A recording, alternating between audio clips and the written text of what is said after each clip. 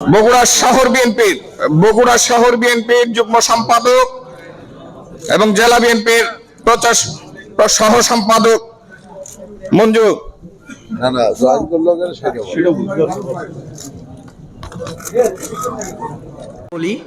আমিও আপনাদের সাথে 17 বছর আন্দোলন করেছি।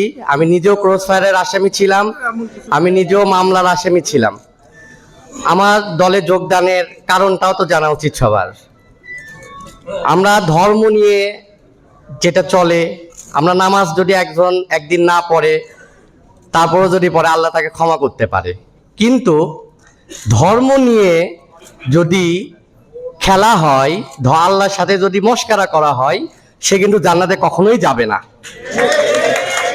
এই জান্নাতের কথা বলে, এটা বলে যদি আমরা মনে করি যে আমরা জান্নাতে চলে যাব আর রাজনীতি করব, আমার কাছে মনে হয় জামাত এখন ইসলামিক দল না, রাজনৈতিক দল। তাদের রাজনীতি করা উচিত, তাদের আসলে ইসলাম বলা উচিত না।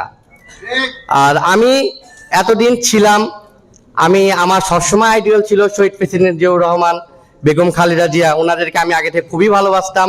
সেই সময় ওনার যতগুলো ওনার মিছিল ওনার পক্ষে হয়েছে, আমি সেগুলোতে অংশগ্রহণ করেছি এবং থেকেছি, কারণ ওনাকে আমি ব্যক্তিগতভাবে অনেক বেশি ভালোবাসতাম। আমার মনে আছে যে আমি 3 দিন ঘুমাইতে পারিনি ওনার মৃত্যুর সংবাদ শোনার পরে।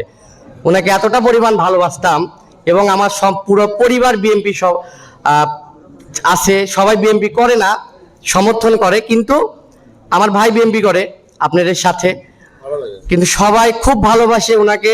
উনি আসলে একজন ভালোবাসার মানুষ।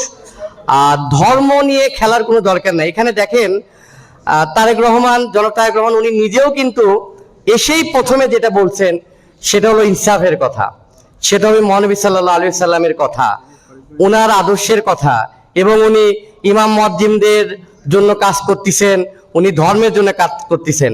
ধর্মের জন্য আসলে ইসলামিক দলের প্রয়োজন পড়ে না। এখানে অনেকেই আছে নামাজি, তার মানে কি ধর্মর সেই জামাতের দরকার আছে? প্রয়োজন নাই। তো রাজনীতি ধর্ম নিয়ে করার কোনো দরকার নাই। আমার কাছে মনে হয়েছে যে জামাত রাজনীতি ধর্ম নিয়ে যেটা রাজনীতি করতেছে সেটা হলো একটা খেলা এবং মানুষের সাথে ছলনা। এজন্য আমি নিজে থেকে মঞ্জু কাকা এবং সবাই ছিল, আমার কাছে তিলক চাচা উনিও ছিল, ওনাদের সাথে পরামর্শ করছিলাম। আমি মানে এটা মনে করি নাই যে আমাকে সম্মান দিয়ে এখানে আনা হবে। এটার জন্য শহর বিএনপি এবং আপনাদের সবাইকে অসংখ্য ধন্যবাদ। আমি আপনাদের সাথে, আপনাদের পিছনে থেকে আমি আপনাদের সাথে কাজ করতে চাই, কাজ করে, এবং প্রধানমন্ত্রী জনাব তারেক রহমানের যে স্বপ্ন, উনি যে স্বপ্নের বিএনপি চায়, উনি তো স্বপ্নের দেশ চায় এবং স্বপ্নের একটা বিএনপি চায়, সেই স্বপ্নের বিএনপির আমি একটা অংশ হতে চাই এবং আপনাদের সাথে কাজ করে, আপনাদের সহযোগিতার মাধ্যমে আমি আপনাদের হয়ে সবার সাথে মিলেমিশে কাজ করতে চাই। ধন্যবাদ। আবার সবার সাথে ইনশাআল্লাহ কথা হবে। আসসালামু আলাইকুম ওয়া রাহমাতুল্লাহি ওয়া বারাকাতুহু।